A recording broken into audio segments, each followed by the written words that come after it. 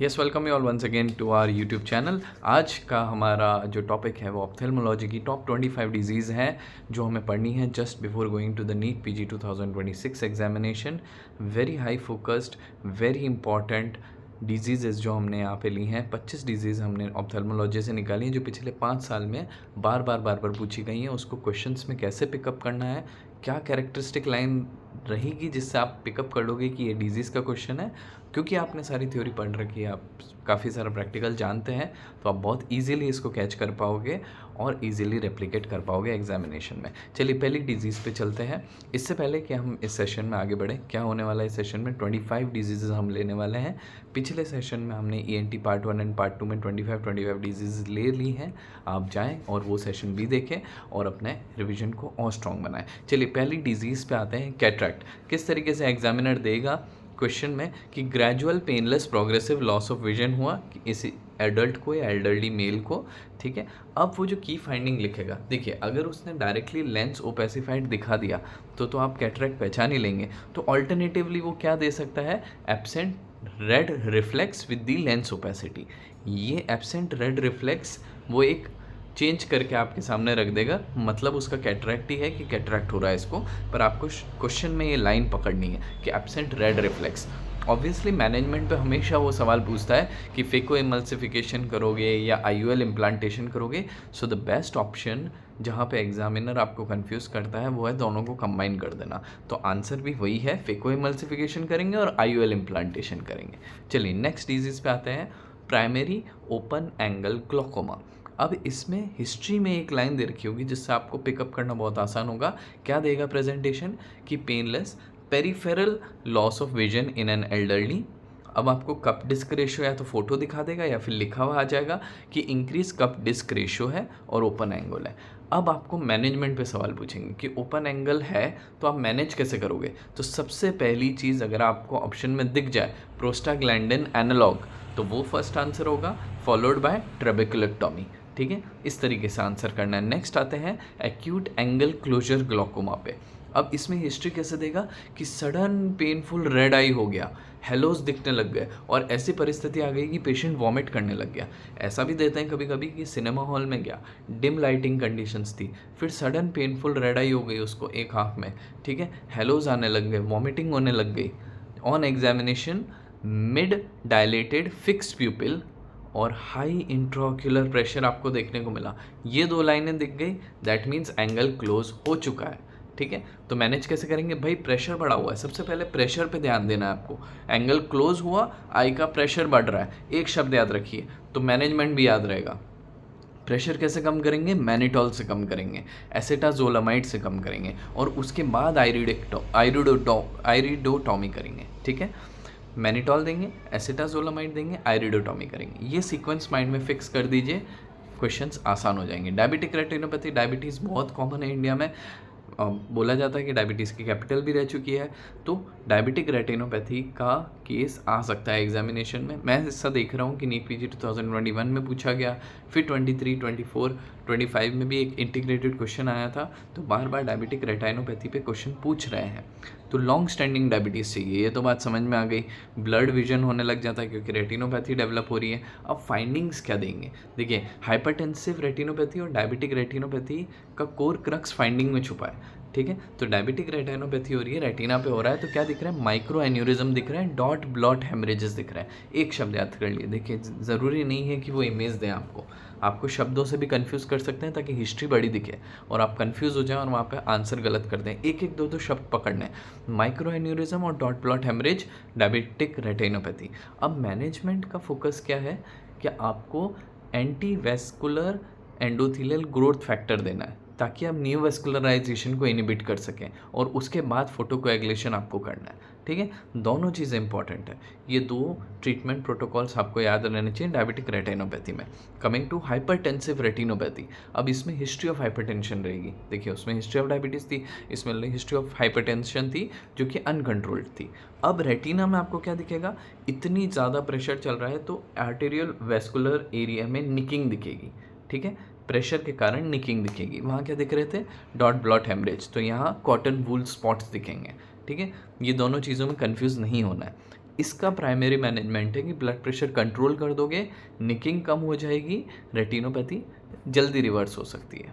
ठीक है। Central retinal artery occlusion, इस पे भी हर ऑल्टरनेट ईयर क्वेश्चन आ रहा है, बहुत ध्यान से पढ़ना। 3 बातें आपको पढ़नी है।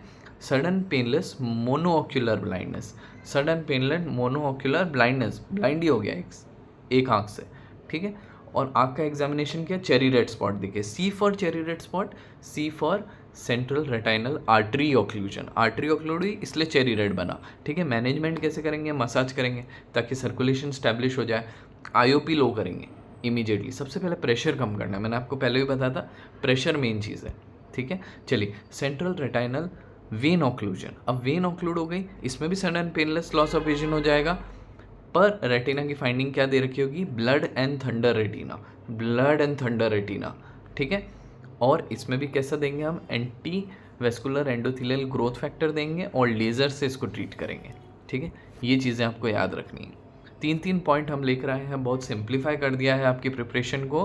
बस आपको डिजीज़ देखनी है, की फाइंडिंग्स पढ़ के जाइए, रैपिड रिविजन इसी को कहता है। रेटाइनल डिटैचमेंट पे आते हैं, बहुत सारी चीज़ें। रेटाइनल डिटैचमेंट इटसेल्फ 4-5 पेज का टॉपिक है। 3 बातें याद रखनी है, flashes, floaters and curtain over the vision. Flashes, floaters and curtain over the vision अगर आता है तो ये रेटाइनल डिटैचमेंट के बारे में बात कर रही है। और या फिर वो ऐसा दे देगा, क्योंकि अगर उसने कर्टन लिख दिया तो रेटाइनल डिटैचमेंट आप पकड़ ही लोगे। तो वो कभी कभी ऐसे भी लिख सकता है कि एलिवेटेड कोरुगेटेड रेटाइना, अगर ये भी कह रहा है तो वो रेटाइनल डिटैचमेंट है। अब इस केस में डिटैच हो चुका है तो पकड़ के सर्जरी करनी है सबसे पहले, जो urgent retinal surgery is a treatment. Age related macular degeneration, AMD, wet AMD पे क्वेश्चन नया रिसेंट अब बनाने लग गए हैं वो लोग। INICT में भी पूछा गया था, FMGE में भी इसका एक बार ग्लिम्स आ चुका है, तो इस बार हो सकता है कि आपकी नीट PG में भी आ जाए। ठीक है। इसमें क्या होता है, प्रेजेंटेशन कैसे बता देगा कि सेंट्रल विजन जो है वो डिस्टॉर्ट हो गया। ठीक है। जैसे ही लिखा रहा है क्वेश्चन में कि सेंट्रल विजन डिस्टॉर्ट हो गया, या फिर थोड़ा और कॉम्प्लिकेट करने के लिए मेटामॉर्फोजिया लिखा जाए, ठीक है, तो तब समझ जाइएगा कि एज रिलेटेड मैक्यूलर की बात हो रही है। सेंटर में होता है मैक्यूला, तो सेंट्रल विजन गया तो किसका गया, मैक्यूलर डिजनरेशन। तो वहाँ पे फाइंडिंग क्या देगी कि जो बाकी का कोरॉइड है वहाँ पे न्यूवेस्कुलराइजेशन स्टार्ट हो जाएगा और सेंट्रल विजन चला गया। तो इसमें इंट्राविट्रियल एंटी VEGF देंगे, ये बहुत इंपॉर्टेंट है। ये मैनेजमेंट पे बहुत सिंपल क्वेश्चन बनेगा, बहुत लेंदी होगा पर बहुत सिंपल होगा, उसको मिस नहीं करना। देखिए, ऑप्थेल्मोलॉजी जैसा सब्जेक्ट है, बड़ा वॉलेटाइल सब्जेक्ट है। ठीक है। हम पढ़ते हैं भूल जाते हैं, तो 3 बातें याद रख लो, एक डायग्नोस माइंड में रखो, 3 बातें याद रखो, सॉर्टेड। बहुत कॉम्प्लिकेटेड आपसे कोई विट्रोरेटिनल सर्जरी का क्वेश्चन नहीं पूछ लेंगे। ठीक है। बहुत कॉम्प्लिकेट करके जैसे आप MS ऑप्थेल्मोलॉजी कर रहे हैं वैसे सवाल नहीं पूछेंगे, बस बेसिक चीज़ें पूछेंगे। आपको डिजीज़ पता है, की फाइंडिंग पता है, मैनेज क्या करता है, इतना पता होना चाहिए। ठीक है। ताकि आप अगर भविष्य में ऑप्थेल्मोलॉजी लें तो उसके ऊपर बिल्डअप कर पाएँ, और अगर इनकेस नहीं भी लें तो एटलीस्ट किसी को सजेस्ट कर पाएँ कि रेटाइनल डिटैचमेंट आए तो उसको ट्रीट कैसे करना है। ठीक है। एटलीस्ट ग्लिम्स आपको याद होना चाहिए। That's what makes you eligible for post graduate place. ठीक है। हम अपने आप को पढ़ाई कर करके एलिजिबल बना रहे हैं पोस्ट ग्रेजुएशन के लिए। ठीक है। इस तरीके से एग्ज़ाम को अप्रोच करना। ये मत सोचो कि एग्ज़ाम टफ है, ईजी है, कैसा है, वो मत सोचो। ये सोचो कि अभी योग्यता बढ़ानी है, 1 महीना इनफ है, जो मुझे आएगा वही मुझे आएगा ना। ऐसा तो नहीं है कि कुछ अलग से हम पढ़ के एकदम से कोई जादू की छड़ी घूम जाने वाली है और हम सुपर ह्यूमन बन जाएंगे 1 महीने में, ऐसा नहीं होगा। जो आएगा वो आएगा, वो एक्सेप्टेंस के साथ जाओ, एग्जामिनेशन में जाओ। चलिए, रेटाइनाइटिस पिगमेंटोसा पे बात करते हैं। ये नाइट ब्लाइंडनेस होती है, धीरे धीरे डेवलप हो रही है, यंग एज से डेवलप होनी चालू होती है। बोन स्पेक्यूल पिगमेंटेशन, ये की फाइंडिंग है जो आपको इमेज में या वर्ड्स में ढूंढनी है। और इसका मैनेजमेंट क्या है, बेसिकली ये थोड़ी सी इरिवर्सिबल कंडीशन होती है, इसलिए इसमें रिहैबिलिटेशन करते हैं, लो विजन रिहैबिलिटेशन पे काम करता है। रेटाइनोब्लास्टोमा, आई का ट्यूमर अगर आ गया तो रेटाइनोब्लास्टोमा पे क्वेश्चन होगा ही होगा। चाइल्ड आएगा, वाइट पिपलरी रिफ्लेक्स आएगा, लुकोकोरिया आएगा, कैल्सिफिकेशन आएगा। इमेज आप सबने देख रखी है। ट्रीटमेंट इज अन्यूक्लिएशन एंड कीमोथेरेपी, दोनों चीज़ें। ठीक है। ट्यूमर ट्रीट कर रहे हो, आई तो निकाल लोगे, फिर कीमोथेरेपी कौन देगा, है ना, वो भी इंपॉर्टेंट है। रेटाइनोब्लास्टोमा का एक जीन है RB gene, which is on chromosome 13, which is doing osteosarcoma also. तो ये बहुत इंपॉर्टेंट डिजीज़ है, क्वेश्चन पूछा जा सकता है, इंटीग्रेशन है ना, देखो आप क्वेश्चन पूछा जा सकता है यहाँ से। पेपिला एडिमा पे आ जाता है, ठीक है। तो हेडेक आ रहा है, रेज्ड आईसीपी आ रही है, बायलेटरल स्वोलन कप डिस्क आ रहा है, इधर क्या आ रहा है, bilateral swollen cup disc, headache और आईओपी बढ़ रहा है, ठीक है। अब इसमें सिर्फ प्रेशर रिड्यूस करना है, treat raised intracranial pressure, ICP बढ़ रहा है, sorry not ophthalmic pressure, ICP बढ़ रहा है, ठीक है। इस वजह से यहाँ हो रहा है, तो इसको ट्रीट कर दोगे तो ये भी ट्रीट हो जाएगा, ठीक है। तो आईसीपी को ट्रीट करिए। ऑप्टिक न्यूराइटिस, अब देखो एक ही नर्व जा रही है मेन, वैसे तो बहुत सारी इंपॉर्टेंट नर्व्स हैं, पर एक बड़ी नर्व है, इंपॉर्टेंट नर्व है, अगर उसमें न्यूराइटिस हो गया तो सबसे पहले क्या होगा, इन्फ्लेमेशन होगा, तो पेन होगा, तो painful vision loss in young adult, बात खत्म, painful vision loss in young adult, ठीक है। की फाइंडिंग्स क्या देंगे, सबसे पहली बात जो आपको क्वेश्चन में पढ़नी, नर्व है, सिंपल सोचो, सिंपलेस्ट क्या सोच सकते हो, नर्व होगा तो डीमाइलिनेशन होगा, है ना। सबसे पहले अनयूजुअल सेंसेशन आने स्टार्ट हुए, उसके बाद सेंसरी पार्ट गया, उसके बाद मोटर पार्ट गया, इस तरीके से सोचोगे किसी भी नर्व में, आई का छोड़ दो, किसी भी नर्व में ऐसे ही सोचोगे। अगर डीमाइलिनेशन हो रहा होगा तो करंट लीक हो रहा होगा, तो डीमाइलिनेशन का कोई ना कोई फीचर दे रखा होगा, या फिर painful vision loss in young adult दे रखा होगा। ये इस बार का एक्सपेक्टेड क्वेश्चन मुझे लग रहा है कि वो सिंपलेस्ट भी थ्रो करेंगे आपके सामने, 180 क्वेश्चन के बीच में ऐसा सिंपल क्वेश्चन थ्रो कर सकता है। अब देखो कहीं की भी नर्व इन्वॉल्व है, जैसे मान के चलिए कि फेशियल पाल्सी हुई थी, आपने क्या दिया था, स्टेरॉइड्स दिया था, ठीक है। तो ऑप्टिक न्यूराइटिस क्या होगा, स्टेरॉइड दोगे। IV methyl prednisolone is the management for optic neuritis, ठीक है। चलिए एंटीरियर यूवेइटिस के बारे में बात करते हैं। आप पेरिफेरी में जाएंगे, बहुत सारे आपको केस एंटीरियर यूवेइटिस के मिलेंगे, पेन होगा, इसमें फोटोफोबिया होगा, वाटरिंग होगी, ठीक है। ऑप्थेल्मोलॉजी में कॉमन फीचर्स आते हैं, ठीक है। पर एग्जामिनेशन जैसे ही उसने लिख दिया सीलियरी कंजेशन हुआ है, ठीक है, तो वो आपको पॉइंट कर रहा है कि एंटीरियर यूवेइटिस को पकड़ो और केरेटिक प्रेसिपिटेट्स मिलेंगे आगे, ठीक है। तो ये आपको पकड़ना है कि ये एंटीरियर यूवेइटिस है, इन दो शब्दों से ही आप केस को डायग्नोस कर लोगे। ऑब्वियसली कोई यूवेइटिस है तो उसको ट्रीट कैसे करेंगे, स्टेरॉइड्स के साथ और साइक्लोप्लेजिक ड्रग्स के साथ, इसको रिलैक्स करेंगे और स्टेरॉइड देंगे। चलिए एंडोप्थेल्माइटिस के ऊपर आते हैं, severe pain after eye surgery या ट्रॉमा, या तो कोई ट्रॉमा हुआ या सर्जरी हुई, उसके बाद आँख दुखने लग गई, ठीक है। तो ये मेरी बात याद रखना, ये केस हो सकता है एंडोप्थेल्माइटिस का, ठीक है। वहाँ क्या दिखाएगा, पस कलेक्शन दिखा देगा।